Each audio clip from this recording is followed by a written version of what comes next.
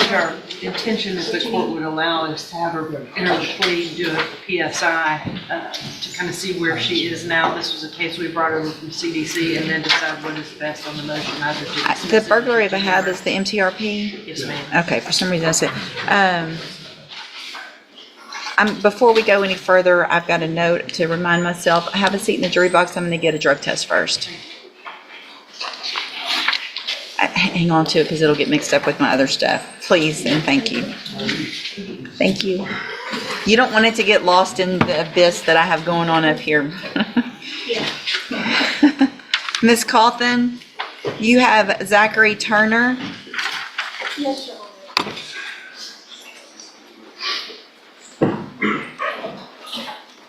Good morning. Good morning, Your Honor. Morning, Mr. Coleman. Good morning, sir. You're Zachary Turner.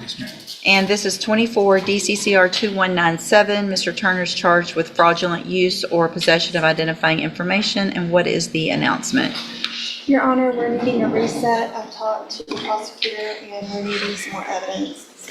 There appears to be maybe some videos that did not make it to our file. Okay, And thereby not turned over to the defense counsel. And I'd like some time to run it in. sure. All right, so I'll just do a normal reset. Mr. Turner, make sure you stay in touch with Ms. Cawthon. Once she gets that information from Mr. Coleman, you guys can meet and go over it, and then we'll see if we can get an announcment at the next court date. All right, thank you. You're free to go. Thanks, Ms. Thank you, Your Cawthon. Honor. Let's see, is Mr. Cole here? Mr. Leish? On Carly Davis? Carly Davis Hoosier. Is there, Mr. Coleman, witnesses on this or just argument? And I got the message about the re-indictment. I'll just take care of that. It's a mess. It was. I tried. It was pretty convoluted. All right, you're Carly Davis and Carly Hoosier. And this is 24 DCCR 1385 and 25 DCCR 1237. And so their state has, we were going to be here on reviewing bond conditions, correct? And then the state has filed a motion to increase the bond. Yes, Judge. And is that in both of the cases or just that In one? both cases, Judge. Let me pull this up. I know I took a look at it last week, but. This one's Judge.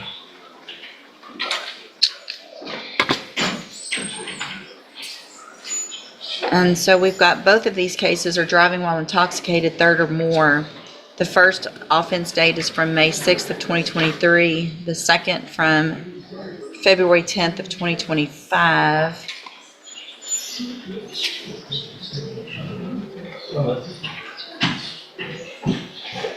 Give me just a second here.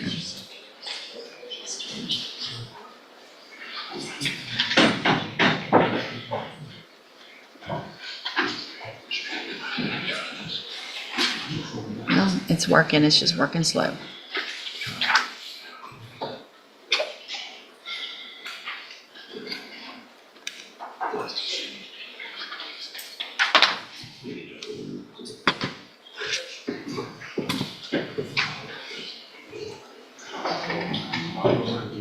So I've got some history with regard to prescriptions.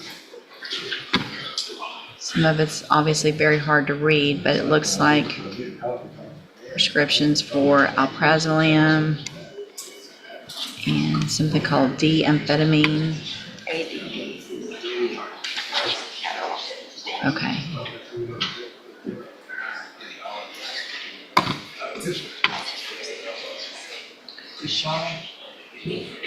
Can't tell the date. One of them specifically says no refills.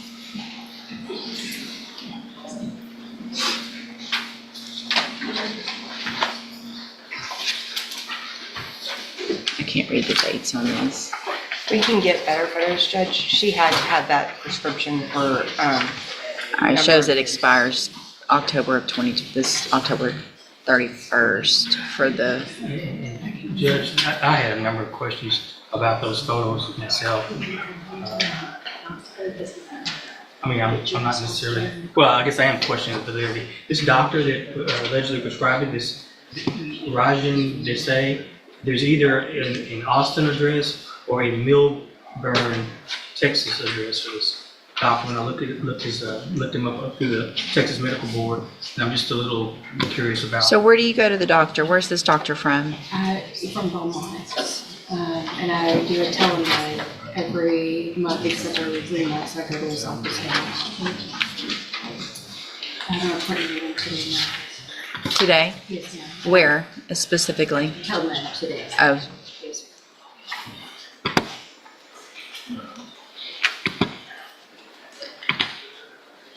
well, here's what I think I'm going to do based on the nature of what these medications are and the history. Well, are you driving? Okay, I don't know if I already did, but a condition of your bond is going to be, as of today, that you are not allowed to drive any vehicle ever, period. Okay? So if you're caught driving, obviously you'll be right back in jail without, probably without a bond. Mr. Coleman, other than a no driving, is there any other? You know, Judge, I just would like to reiterate, and we put it in our motion, and it sounds like the court's read the motion, but, you know, she's got 4 previous DWIs, Judge, and in addition, she picked up this latest DWI while out on bond for a DWI, Right. Judge.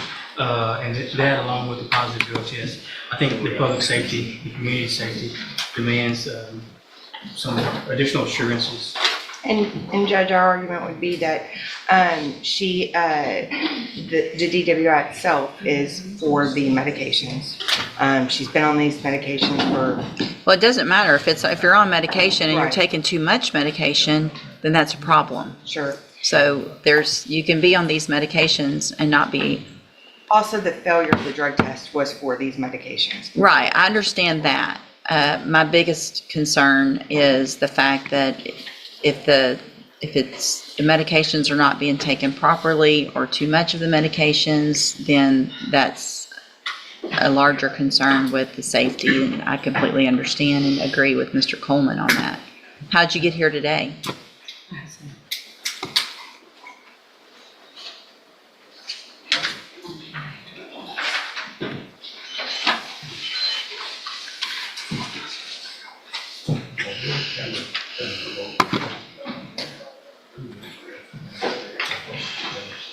Here's what I want you to do, what I'm going to order you to do. I'm going to order that at your appointment, I'm requiring you to find out and with your doctor, get a prescription for something that is non-narcotic. So something that is not going to cause these issues if in fact our concern is that you are misusing or overusing these medications, then there's other medications that you can take. You need to talk to him today. I want you on your way to be off of both of these medications and on something that would not lead to the issues that you're having. Does that make sense? You need to get that information from him, find out what he can prescribe. I want those to Ms. DeLage, and I want her to get those to me. That is a condition of your bond at this point. If you don't do that today at that appointment and get that information to her, then I'm going to, what I'll do today is not rule on Mr. Coleman's motion. So that motion to raise your bond is still out there. And if you don't get this information and you don't get this done today, then your bond will likely be raised and you'll be in jail. Do you understand? All right. My only question is, the medication to get off of it abruptly can cause. I understand that. I'm not saying you have to get off of it abruptly. I'm saying I want the plan and how you're going to do it, what it's going to be reduced to, what it's going to take its place, whatever it is. I want that. You need to tell him that you have been ordered to get off the medications, but obviously that needs to be done in a medical way, but I want whatever that plan is and how you're going to do that, and I want that to Ms. DeLay so she can get it to me tomorrow. Okay? All right, y'all are free to go. Thank you, Your Honor. Okay, thank you. See, Diamond James. Mr. Floyd? Is Mr. Floyd here? Mr. Choate, good morning. Good morning, Mr. Choate. This is Richard Afong Wade, 23-41318. Mr. Hoffpower, good morning. Please.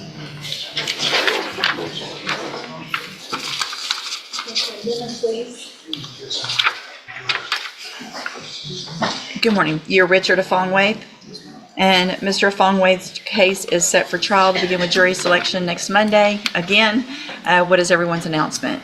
Unfortunately, we had to file a motion for continuance. Mr. Floyd had to have a partial knee replacement last Wednesday. He's under doctor's orders not to sit or stand for prolonged periods of time. And so we had to file a motion for continuance. So I guess our announcement is not very much. I got the message, Judge. I don't have an issue. I mean, I can't get him up. Sure. Is there a timeline on that? So in the next, I think he's got to follow up in 3 weeks, and then they'll reassess what he's allowed to do, right? Because like right now, he's still like at home. Sure. So, Okay, so I'm going to reset the case to the next trial docket to give them plenty of time. Obviously, you guys know this was going to be the number one probably. It's really going to be up there next time. So as far as age goes, I'm going to set it, and if I need to protect everybody, I can do protection orders from other courts if you need that as well. Perfect. Because it'll be time to get it way past time next time. yes, Judge. Tell him I hope he gets better, and we'll see y'all at the next trial docket. Thank you, Judge. You're free to go. Appreciate it. Thank you, Judge.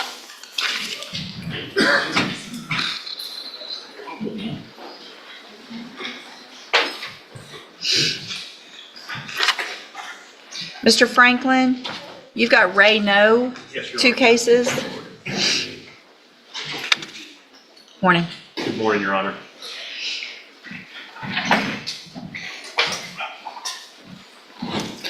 Good morning, sir. You're Ray No. Yes, ma'am. And in cause number 25 DCCR 0386 and 0387, Mr. No is charged with intoxication manslaughter and the other driving while intoxicated with a child under 15.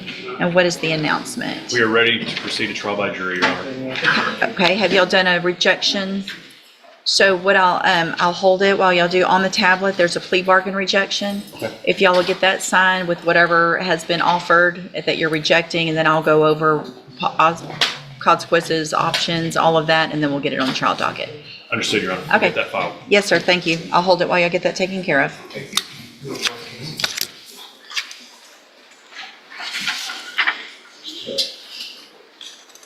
Is Dontrell Scott here? Mr. Scott, Mr. Johnson called earlier. He is not going to be able to be here. He's ill. I'm going to reset your case. You're free to go. Just stay in touch with Mr. Johnson in his office, and they'll let you know when you need to be back. Thank you, sir. Mr. Kelly? Yes. You've got Adam Moe. He's present.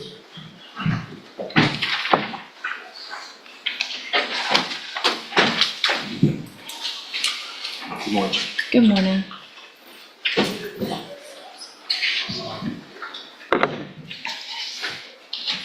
Good morning, you're Adam Moe? Okay, so we're here because Mr. Moe is on probation Yes. I did a different type thing where Mr. Moe went and did some time on some of his cases That's correct. in prison, got out and is now on probation. Apparently, there are some potential issues with regard to where he's living that weren't issues with parole, but are issues with probation. Is that correct? It sounds like they may be issues with probation. Okay. That's kind of why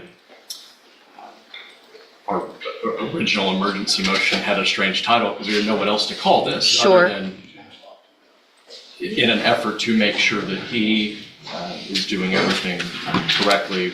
I think our mission on that was, let's get in front of the court and make sure this is being done correctly. So what's the issue, potentially? Adam's parents, Jody and Chris Moe, who the court may remember, and they're present again today, while Adam was incarcerated, went to a number of lengths with the folks from parole to make sure that any home that Adam was going to live in upon his release and beginning the out of prison portion of probation and parole, he's on parole too. Correct. That their home where he was going to live was in compliance. Right. Parole's approved it. Parole has approved it. So where are we? If the court doesn't mind, I'd rather not say the address. No, I don't need that. I just need to know what the issue is with The probation. issue is, we are at 574 feet from a church that has a playground attached to it. And I don't want to speak for probation at all, but condition, I think it's 33, it isn't vague, but it's neither inclusive nor exhaustive. So I don't know exactly what the conversation was that probation had with Adam the day that he reported immediately upon his release from prison a couple weeks ago. And I don't believe that the conversation was, hey, you can't live there. It was, this is kind of an issue. So our position is a lot of effort was made. So what's the issue? Excuse me. So his condition number 33 says that he's not to be within 1,000 feet of places where children commonly gather. So Right. it's not limited to that list. And so I believe it's the 574 feet from the church with the playground attached is the issue. Okay. I'm looking at the order now.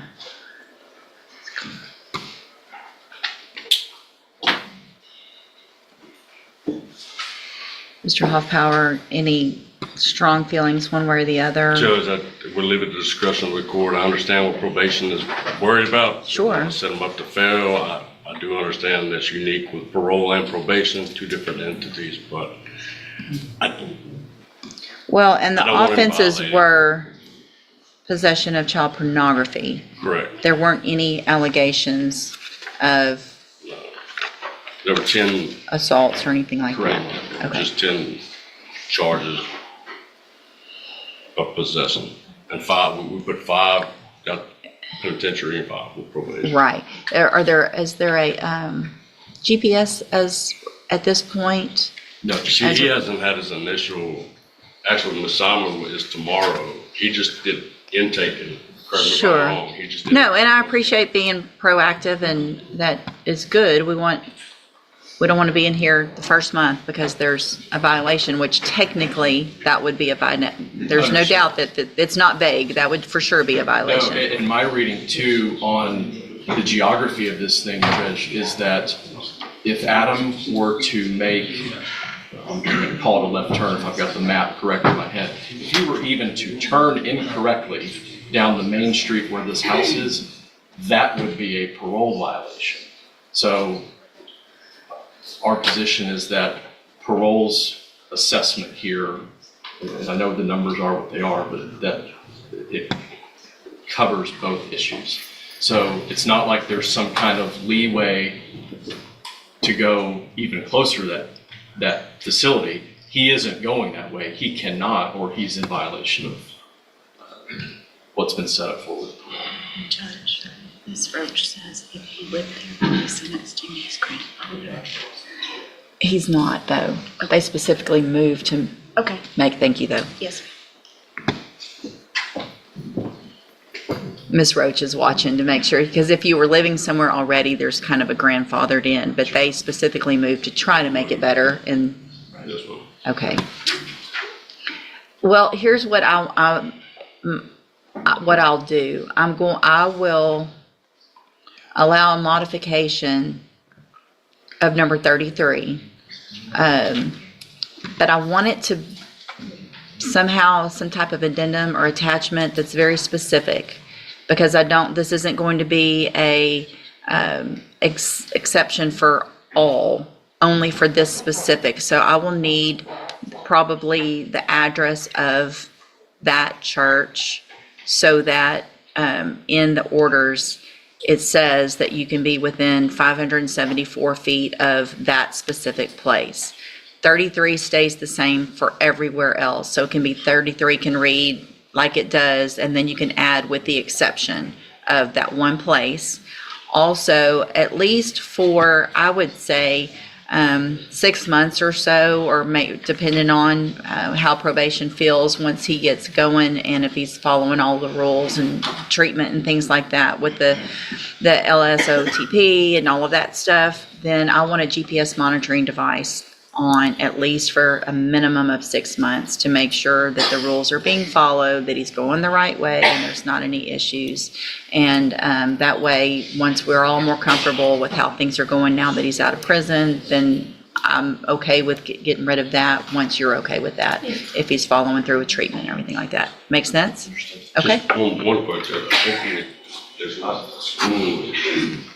It's not the school issue, it's just the church. The church. Yeah, the church with the, so I want that, that's the only exception, and the exception is the 574. So like you said, turn the other way, don't get any closer than what you're saying. That way there won't be an issue with it being any closer than what you're saying at any times that it would show up on that GPS. Make sense? Okay? Yes. All right, thanks. Y'all are free to go. No, ma'am.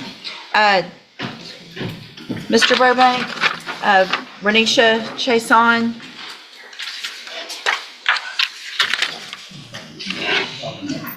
All right.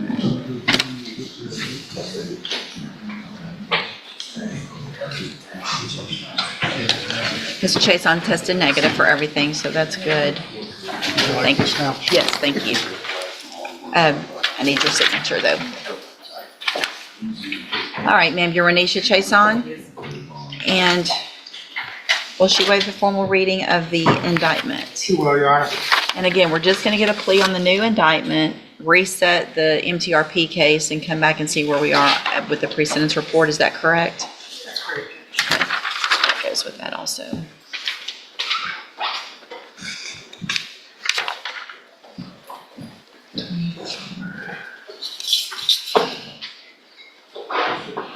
Judge, just to refresh the court's recollection, the co-defendant in this case, who is the, in my opinion, much more culpable defendant, has already pled the TDC time. Okay, thank you.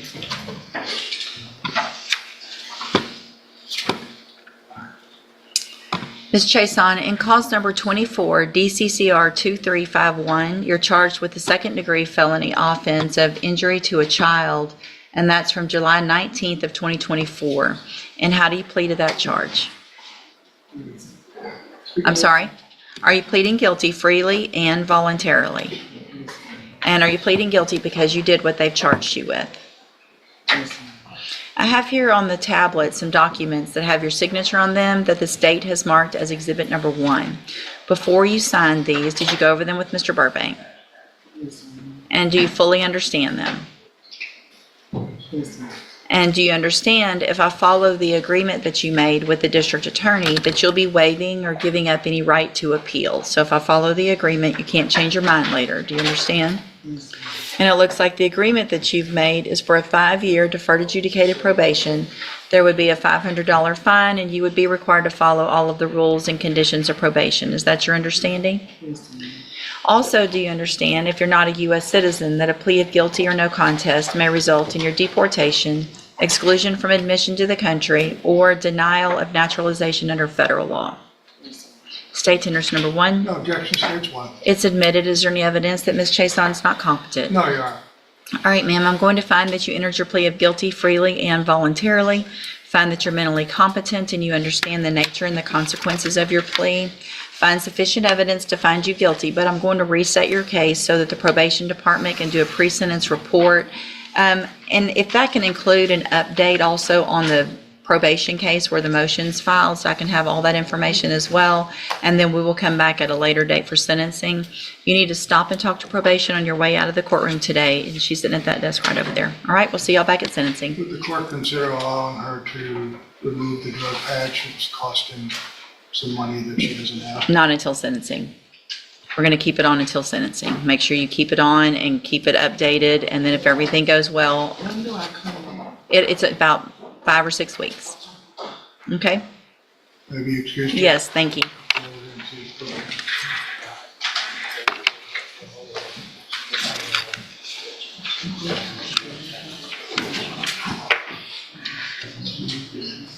Mr. Franklin, on Mr. No? Yes, Your Honor.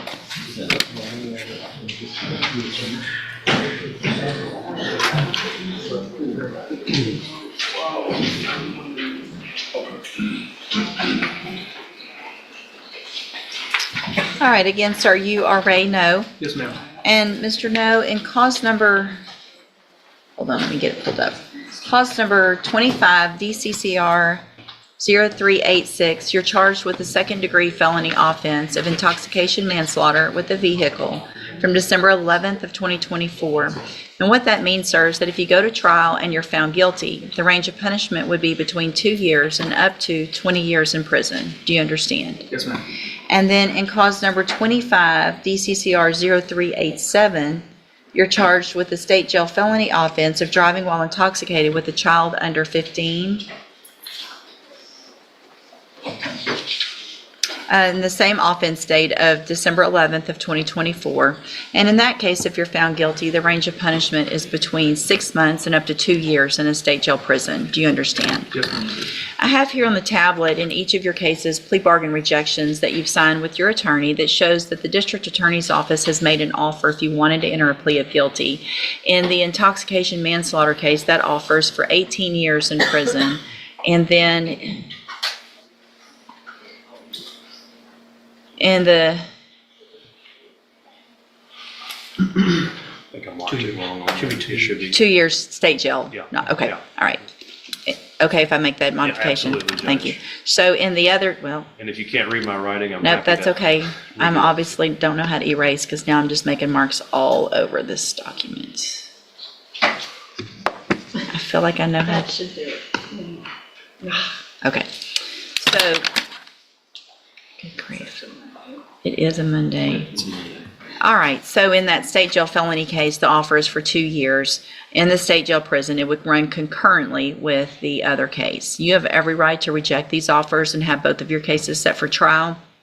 I just want to understand, make sure you understand what the possible consequences are if you go to trial, what your options are, and do you understand all of that? Yes, ma'am, I understand. And do you want to reject those offers and have your cases set for trial? Yes, ma'am, I do. Okay, we'll get that done. And Mr. Coleman, is there any reason to believe that these offers would change? Is there any evidence that you're waiting on or anything like that? No, no. So I do want to make sure you understand that after today, Mr. No, I won't accept this plea agreement. If you change your mind and want to enter a plea of guilty, that would be to something different or open to the court unless there's new evidence that your attorney or the district attorney gets or finds out about between now and then. Make sense? Yes, ma'am. Okay, we'll see y'all at trial. We'll get it placed on the trial docket. Thank you, Your